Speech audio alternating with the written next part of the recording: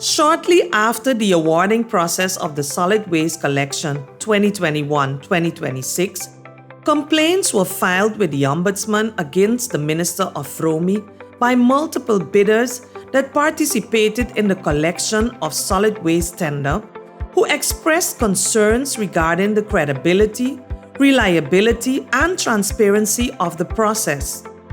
Considering the complaints and concerns received, the Ombudsman decided to conduct a systemic investigation into the tendering and awarding process of solid waste collection 2021-2026 in the general interest of the public. The main question that the Ombudsman sought to answer with this investigation is, was the tendering and awarding process of the solid waste collection 2021 to 2026, as well as were the pertinent procedures and policies followed by the evaluation committee, fair and transparent? The preparations for the tender process for the solid waste collection did not start in a timely manner. This perhaps contributed to the deficient quality of the terms of reference. In this regard, the saying, "Haste makes waste," rings true. The Department of Infrastructure Management acknowledged that they were under enormous pressure to complete the tender on time. That resulted in the approval of an insufficiently vetted terms of reference and quickly putting an evaluation committee together. The committee was instantly met with challenges in terms of the interpretation and execution of certain critical provisions in the terms of reference. This led to arbitrary decision-making, infighting, and ultimately resignations, whereby 4 of the 7 committee members distanced themselves from the results of the tender. The Ombudsman concludes, based on the findings, that the tendering and awarding process was neither fair nor sufficiently transparent. The application of certain provisions in the terms of reference, particularly the requirement of the original business license, based on the scope of the work tendered, and the pricing component disproportionately affected some contractors while at the same time advantaged others. The end result is that some contractors are now unable to live up to the requirements in the terms of reference and contract, resulting in poor execution of the works. The minister did not provide critical information to the investigation even after said information was requested. The Ombudsman was therefore unable to make a complete assessment and determination regarding the transparency of the tendering and awarding process, as contractors could not compare the results of their respective bids with their competitors. This due to the ministry's refusal to provide an evaluation report when queried. The Ombudsman therefore concludes that procedures and policies followed by the evaluation committee were also not sufficiently transparent. Bottleneck and challenges. Based on the investigation, the Ombudsman has identified bottlenecks and challenges in the preparation of the terms of reference, evaluation, selection, and the post-awarding phase of the procurement process. Some of the primary bottlenecks are: lack of a comprehensive tender procurement policy. There is no comprehensive tender procurement policy.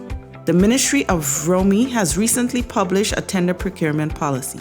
This newly established policy can only be considered as a modest start and does not fulfill the obligation of government pursuant to Article 47, Paragraph 6 of the National Accountability Ordinance, which requires government to establish further rules regarding the way in which a tender is organized and executed by national decree containing general measures. The terms of reference had many deficiencies. Many topics were not properly defined or were open to multiple interpretations. As an important document upon which the bidders were to make and prepare extensive and clear bids, the terms of reference itself lacked details. Some items lacked clear definitions.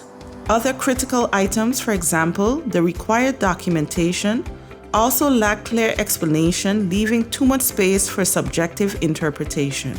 Despite having been vetted with the Ministry, Legal, and the Council of Ministers, the terms of reference contained much area for improvement. This was largely acknowledged within the Evaluation Committee and the management of the Ministry.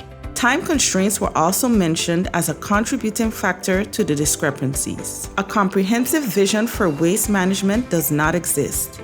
The management of waste is primarily the responsibility of government, which regulates and manages waste in accordance with their respective legislation, policies, and programs. Much of this responsibility is presently passed on to the contractors with little to no responsibility for the community. Oftentimes, some members of the public refuse to follow established common sense requirements, much to the frustration of the contractors. For example, concrete rubble, LPG cylinders, and hazardous chemicals are callously placed among household waste for collection. These frequent infractions of the public usually go unpunished. However, inspectors immediately target the haulers with warnings and penalties. This creates an imbalance in duties and hinders realization of an effective waste management plan. Based on the findings in the report, the Ombudsman has made the following recommendations. A comprehensive tender procurement policy should be created and enacted by national decree containing general measures. The terms of reference should be timely and accurately prepared. The staff of the Department of Infrastructure must be increased and provided with training. A public tender evaluation report must be introduced. A comprehensive waste management plan must be created. To read the full report, visit ombudsmansxm.com.